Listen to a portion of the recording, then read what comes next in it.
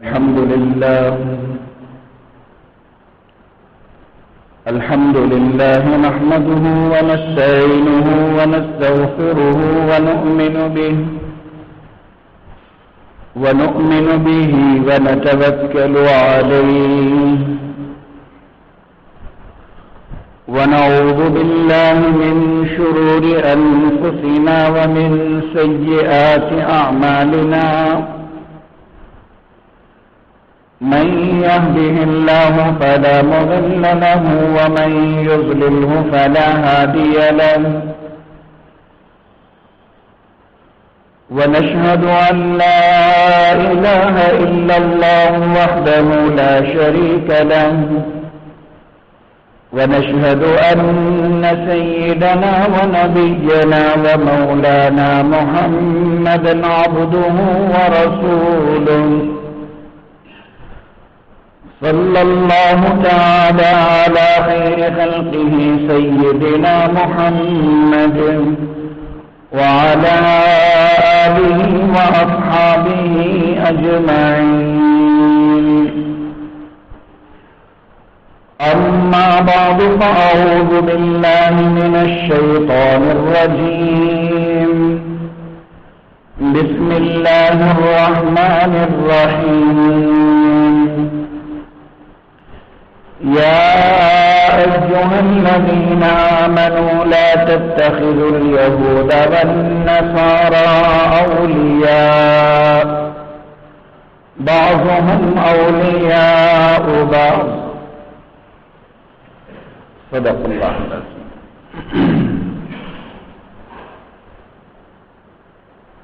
محترم حاضرین، بزرگوں، عزیزوں اور دوستوں، اللہ رب العزت کا بے انتہا کرم ہے کہ اللہ تعالیٰ نے ہم سب کو آج کا یہ مبارک دن نصیب فرمایا اور پہلے پہل مسجد میں حاضر ہونے کی توفیق عطا فرمائی.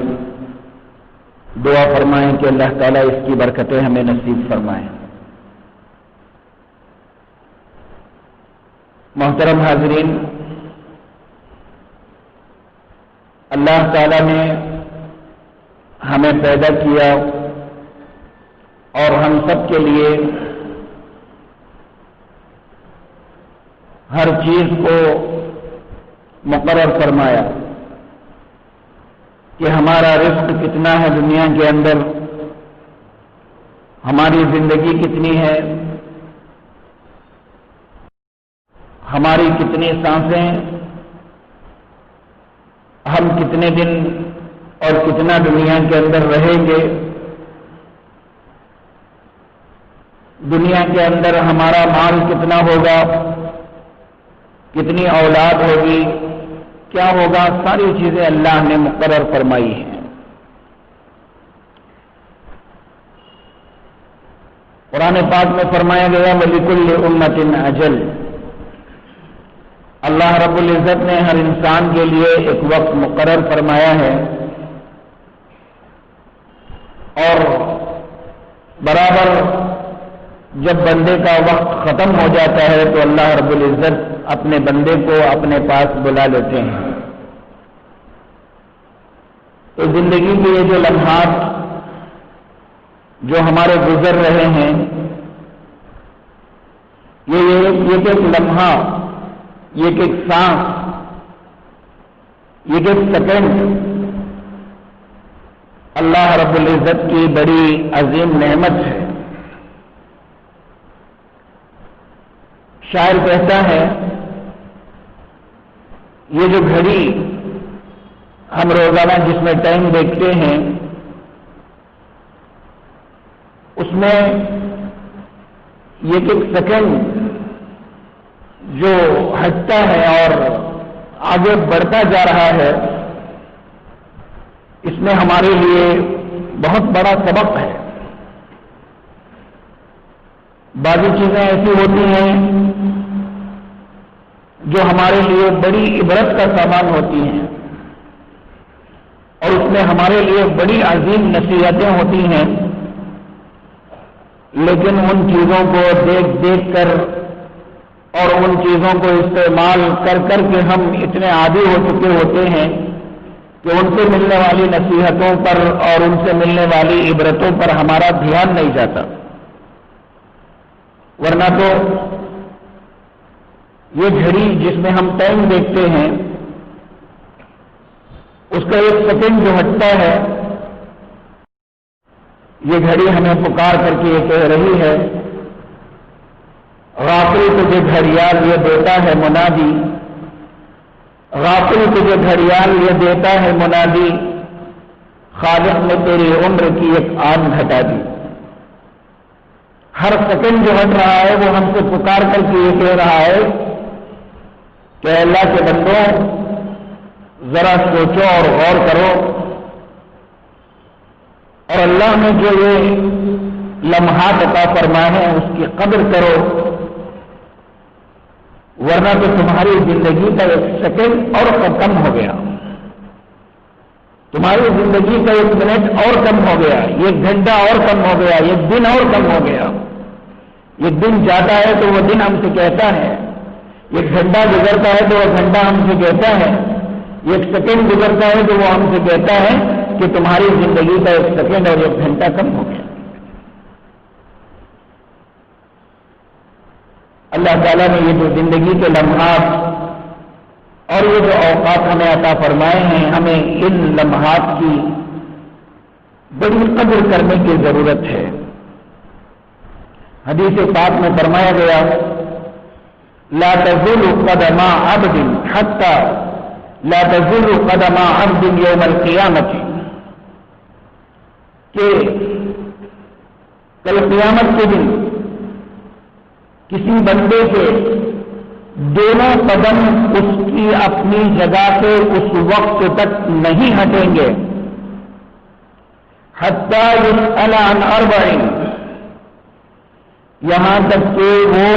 4 سوالوں کا جواب دے دے. جب وہ 4 سوالوں کے جواب سے فارغ ہو جائے گا تبھی اس کے دونوں قدم اس کی اپنی جگہ سے ہٹیں گے. حضور نے فرمایا عن عمر فیما افنا، سب سے پہلے اللہ رب العزت عمر کے بارے میں سوال پوچھیں گے. اے میرے بندے، میں نے تجھے 60 سال کی عمر دی تھی، کسی کو 65 سال ملے تھے، کسی کو 70 سال ملے تھے، اور کچھ بندے ایسی بھی ہیں جن کو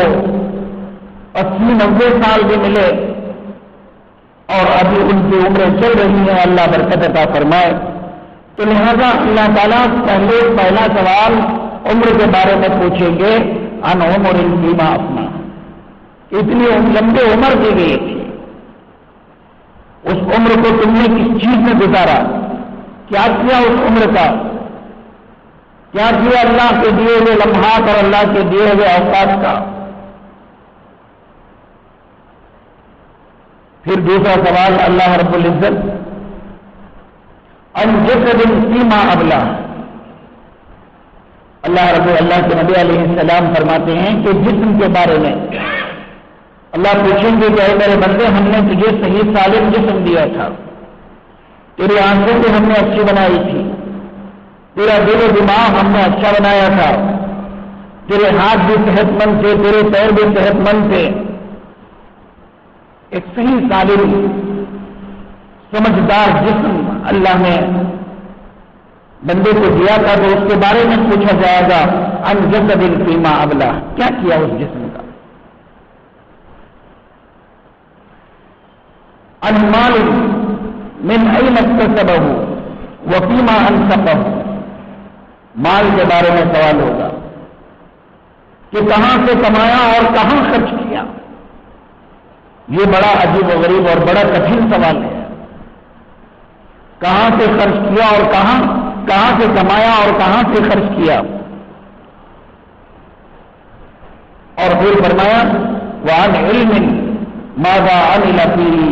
کہ علم کے بارے میں پوچھا جائے گا کہ تمہیں بہت ساری دین کی معلومات تھیں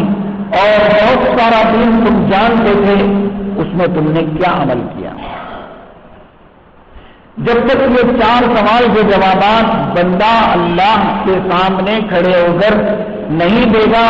اللہ رب العزت اللہ کے نبی علیہ السلام فرماتے ہیں کہ اس وقت تک اس کے دونوں قدم اپنی جگہ سے نہیں ہٹیں گے، وہ برابر کھڑا رہے گا۔ بڑی عجیب بات ہے، چاروں سوالات بڑے اہم ہیں اور ہمیں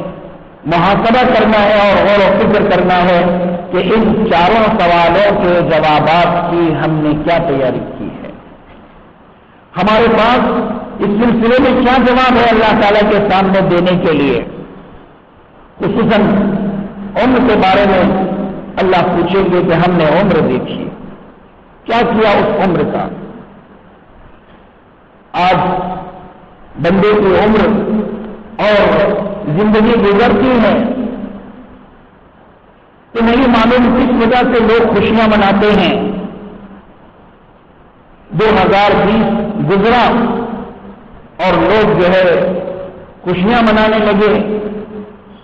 اور ایک دوسرے کو مبارکبادی دینے لگے، ہم نئے سال میں داخل ہو گئے۔ حالانکہ یہ افسوس کی بات تھی، رونے کی بات تھی اور اپنی پچھلے حالات پر غور و فکر کر کے پچھتانے کی بات تھی کہ ہماری زندگی کا ایک اور سال ایسے ہی نکل گیا اور ہم کچھ نہ کر سکے۔ شاید کہتا ہے یہ اور اینٹ گر گئی دیوار حیات سے، یہ اور اینٹ گر گئی دیوار حیات سے اور نادان کہہ رہے ہیں نیا سال مبارک۔ ہماری زندگی کی دیوار سے اینٹ اور گر گئی، ایک سال اور ختم ہو گیا اور لوگ ایک دوسرے کو مبارکبادیاں دیے جا رہے ہیں۔ محترم حاضرین، یہ سب غیروں کا شعار ہے، انہیں زندگی سے کچھ لینا دینا نہیں ہے۔ ان میں سے بعض ایسے ہیں جو آخرت پر یقین رکھتے ہیں لیکن ویسا یقین نہیں جیسا کہ ہمارا اپنا ہے۔ بعض ایسے ہیں جن کو آخرت پر یقین ہی نہیں ہے، وہ یہ کہتے ہیں کہ بس زندگی ہے تو دنیا کی زندگی ہے، لیکن مسلمانوں کا طرز عمل یہ نہیں ہے۔ مسلمانوں کی اصل زندگی موت کے بعد کی زندگی ہے۔ یہ زندگی جو اللہ رب العزت نے عطا فرمائی ہے، فرمایا لِيَبْلُوَكُمْ أَيُّكُمْ أَحْسَنُ عَمَلًا، اللہ نے بطور امتحان، برائے امتحان کہ تم میں سے کون ہے جو اچھا عمل کر کے ہمارے پاس آتا ہے، اس لیے اللہ نے یہ زندگی عطا فرمائی۔ لیکن ہم نے غیروں کو دیکھا دیکھی بہت ساری ایسی چیزوں کو ہم نے اختیار کر لیا اور بہت ساری ایسی باتوں کو ہم نے اپنی زندگیوں سے جوڑ لیا، گویا وہ ہماری اپنی جو ہے شریعت کا ایک حصہ ہے۔ برتھ ڈے منانا غیروں کا طرز عمل ہے۔ 25 دسمبر کو حضرت عیسیٰ علیہ السلام کا وہ پیدائش کا دن مناتے ہیں جسے کرسمس ڈے کہا جاتا ہے۔ کیک کاٹتے ہیں اور انہی کا یہ طرز عمل ہے اور اسی پر وہ اپنے بچوں کا برتھ ڈے مناتے ہیں۔ لیکن غیروں کا دیکھا دیکھی یہ چیز بجائے جو ہے مسلمان اس سے بچنے کے ان سے کہیں زیادہ یا ان کے برابر مسلمان بھی اس پر عمل کرتے جا رہے ہیں۔ ایسی یہ دو چیزیں نہیں بلکہ بہت ساری ایسی چیزیں جو غیروں کی ہیں، ان کی نقالی اور ان کی مشابہت اور ان کے طور طریقے مسلمانوں کی زندگیوں میں بھی آتے چلے جا رہے ہیں، جس سے بچنے کی ہمیں بہت ضرورت ہے۔ حالانکہ ہونا تو یہ چاہیے تھا کہ ہم اپنی تعلیمات اور ہم اپنا طرز عمل اور ہمیں تو اللہ کے رسول صلی اللہ علیہ وسلم سے یہ خوبصورت دین اور کامل اور مکمل دین ملا ہے، وہ ہم ان کے سامنے پیش کرتے اور ہماری تعلیمات سے متاثر ہو کر وہ لوگ ہماری تعلیمات کو اختیار کرتے، لیکن الٹا یہ کہ ہم ان کی تعلیمات پر جو ہے بچھے جا رہے ہیں اور ان کی تعلیمات پر اور ان کے شعار پر اور ان کے طرز پر اور طریقے پر ہم جو ہے عمل کرتے چلے جا رہے ہیں۔ محترم حاضرین، حضرت عمر رضی اللہ تعالیٰ عنہ جیسی شخصیت ایک مرتبہ اللہ کے نبی علیہ السلام بیٹھے ہوئے تھے۔ حضرت عمر کہیں سفر میں تشریف لے گئے تھے، وہاں ان کو کسی نے تورات کی کچھ اچھی اچھی باتیں لکھ کر کے دی، انہوں نے پڑھا تو وہ انہیں بہت اچھی لگی۔ خوشی میں وہ اللہ کے نبی علیہ السلام کے پاس لائے اور لا کر کے اس کو پڑھنا شروع کر دیا اور یہ کہا کہ یا رسول اللہ یہ دیکھیے کہ تورات میں کتنی اچھی اچھی باتیں ہیں، اور ان کی نظر اس صحیفے پر تھی، اس صفحے پر تھی، وہ اللہ کے نبی علیہ السلام کے چہرے کو نہیں دیکھ رہے تھے، حالانکہ غصے سے اللہ کے نبی علیہ السلام کا چہرہ سرخ ہو رہا تھا۔ وجہ کیا تھی کہ جب اللہ نے دین اسلام کی شکل میں کامل اور مکمل دین اللہ نے دیا ہے، پھر عمر کو دوسرے مذاہب کی باتیں کیوں پسند آ رہی ہیں؟ دوسروں کے طور طریقے اور دوسروں کی باتیں عمر کو کیوں پسند آ رہی ہیں، اور وہ کیوں اتنا زیادہ اس کے پیچھے پڑے جا رہے ہیں اور اتنے شوق سے اس کو پڑھتے چلے جا رہے ہیں؟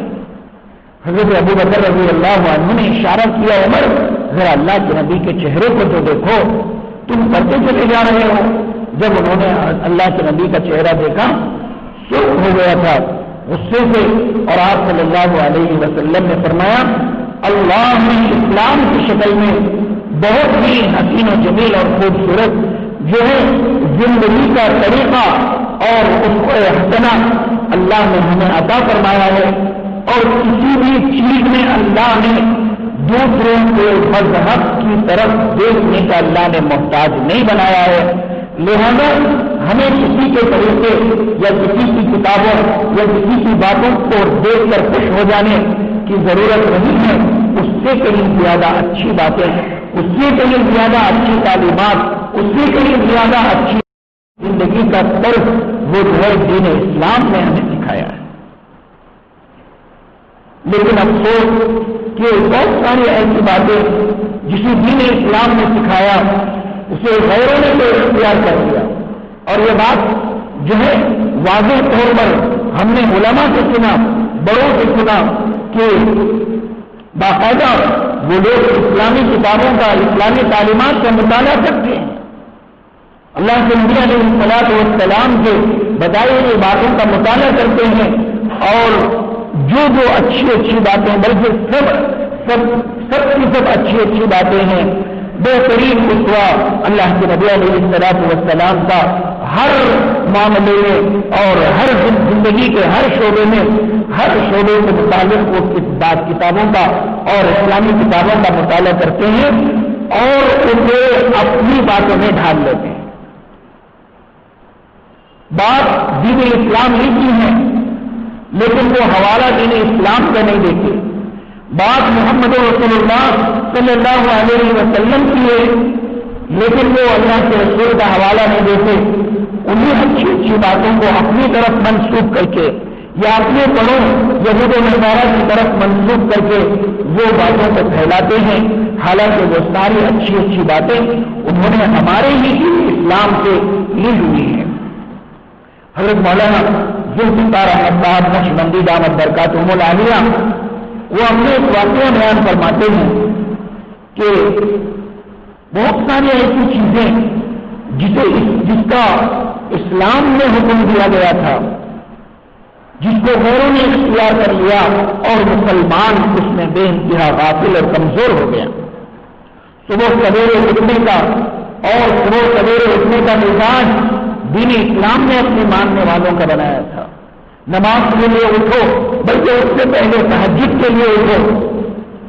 اور نماز کے فوراً بعد اپنی روزی روٹی کے انتظام کے لیے کوشش کرو۔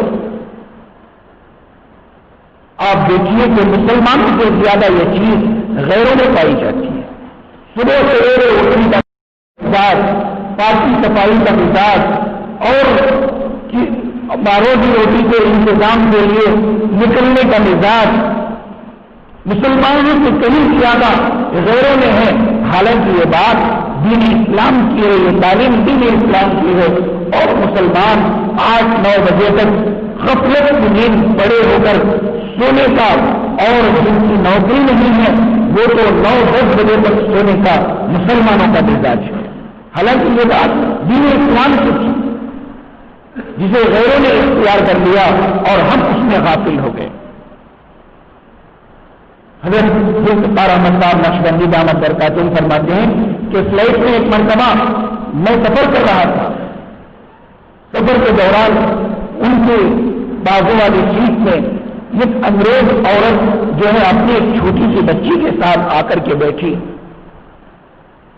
کچھ دیر کے بعد حضرت فرماتے ہیں کہ میں کتاب کے مطالعے میں مصروف ہو گیا، میں اس کی طرف نہیں دیکھ رہا تھا، لیکن ظاہر سی بات ہے کہ کوئی آدمی قریب میں بیٹھا ہوا ہو، اسے نہ بھی دیکھا جا رہا ہو،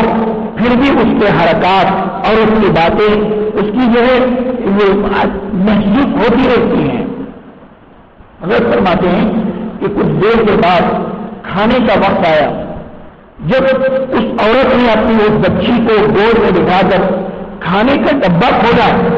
کھولتے ہی اس نے سب سے پہلے اپنی بچی سے کہا کہ اللہ کی حمد کرو، پرے فار گاڈ۔ اب اس بچی نے اپنے طرز، وہ مسلمان نہیں تھی، انگریز عورت تھی، ہو سکتا ہے وہ یہودی تھی، نصرانی تھی، کوئی بھی تھی۔ اب اس بچی نے کچھ دیر کے لیے اپنے دونوں ہاتھ جوڑے، اپنی ناک پر لگایا اور آنکھیں بند کی۔ کچھ دیر وہ بچی پڑھتی رہی، اس کے بعد ماں نے کہا ٹھیک ہے اب بس عبادت ہو گئی، اب جو ہے کھانا شروع کرو۔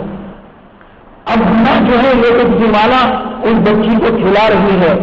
اور بچی سے کہہ رہی ہے صرف ہیپی فار گاڈ، اللہ کا شکر ادا کرو۔ اور وہ بیچ میں اپنی ماں کے لیے بھی بچی سے تھینک یو کہلوا رہی ہے۔ حضرت فرماتے ہیں اس کے بعد کھانا ختم ہوا، کھانا ختم ہونے کے بعد وہ انگریز عورت اس بچی سے کہہ رہی ہے کہ اب کھانا ہم نے کھا لیا، گاڈ نے ہمیں کھانا دیا، اب پرے کرو۔ اب پھر اس بچے نے اپنے دونوں ہاتھ اٹھا لیے، ناک تک لگائے، کچھ دیر آنکھیں بند کی، وہ جو ہے پرے کر رہی ہے۔ حضرت فرماتے ہیں میں حیران ہو گیا کہ یہ تعلیم اسلام سیکھی۔ کون ایسا مسلمان ہے جو کھانے سے پہلے دعا کا اہتمام کرتا ہے، کھانے کے درمیان اللہ کی شکر گزاری کا اہتمام کرتا ہے، کھانے کے بعد کی دعا پڑھتا ہے؟ مسلمانوں میں تو اس سے بڑی غفلت ہو گئی، اور دعاؤں کے پڑھنا کے درکنار مجھے معاف کیجیے سر پر کپڑا ڈالنا اور ٹوپی پہننے کا تک جو ہے اکثر مسلمانوں میں مزاج نہیں ہے۔ دعا بڑی آسانی سے بھول گئے اور کھا کر ختم ہوا، اٹھ گئے، نہ کھانے سے پہلے کی دعا نہ بعد کی دعا۔ اور وہ انگریز عورت اپنی چھوٹی سی معصوم بچی کو کھانے سے پہلے بھی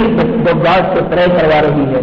درمیان میں بار بار اللہ کا شکر ادا کروا رہی ہے، کھانے کے بعد پھر وہ جو ہے اپنے طریقے پر جو ہے پرے کروا رہی ہے۔ یہ کس کا طرز عمل تھا؟ کس نے سکھایا تھا؟ کس شریعت نے بتایا تھا؟ اسلام نے بتایا تھا، اسلام کے نبی نے بتایا تھا،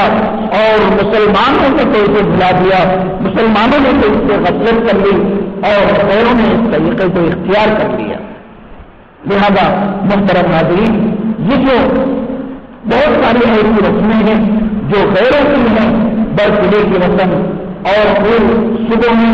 دیر سے اٹھنے کی جو عادت ہے، اور اسی طرح نئے سال کے آنے پر یہ دوسرے کو مبارکبادی دینا۔ مسلمانوں کا نیا سال جنوری سے نہیں محرم الحرام سے شروع ہوتا ہے، جنوری سے نہیں محرم الحرام سے شروع ہوتا ہے۔ لہذا علماء نے فرمایا کہ اس نئے سال کے موقع پر ایک دوسرے کو مبارکبادی دینا جائز نہیں بلکہ مناسب بھی نہیں۔ ہاں اگر ہم کسی ایسی جگہ ہیں، کسی غیر مسلم ہمارا دوست ہے اور اس سے ہمارا کوئی ذاتی فائدہ بھی ہے، اگر ہم اسے اس وقت مبارکبادی نہیں دیں گے تو تعلقات کے خراب ہونے کا اندیشہ ہے، تجارتی تعلقات میں خرابی آنے کا اندیشہ ہے۔ تو نہ چاہتے ہوئے بھی ہم جو ہے اس طرح سے مبارکبادی دے سکتے ہیں، ورنہ تو ہمارا مسلمانوں کا اصلی نیا سال وہ محرم الحرام ہے، لیکن افسوس کے محرم الحرام کے نئے سال ہونے کی اکثر مسلمانوں کو نہ تو اس کی خبر ہے اور نہ ہی مسلمانوں کے مہینوں کے نام تک یاد ہے۔ ہمارے بچوں کو بھی اس کے نام یاد نہیں۔ اس لیے محترم حاضرین، بجائے غیروں کی تعلیمات سے ہم متاثر ہونے کے، ہم اپنی اچھی تعلیمات اور دین اسلام کی خوبصورت شریعت سے ہم ان کو متاثر کریں اور ہم ان کو اس کو قبول کرنے کی دعوت دیں، اپنے کردار سے، اپنے عمل سے، اپنے اخلاق سے۔ یہ ہماری بڑی خوش نصیبی ہوگی۔ اللہ سے دعا ہے کہ اللہ تعالی ہم سب کو ان باتوں پر عمل کرنے کی توفیق عطا فرمائے، سننے والوں سے زیادہ اللہ تعالی کہنے والے کو عمل کی توفیق عطا فرمائے۔ آمین۔ وآخر دعوانا الحمدللہ۔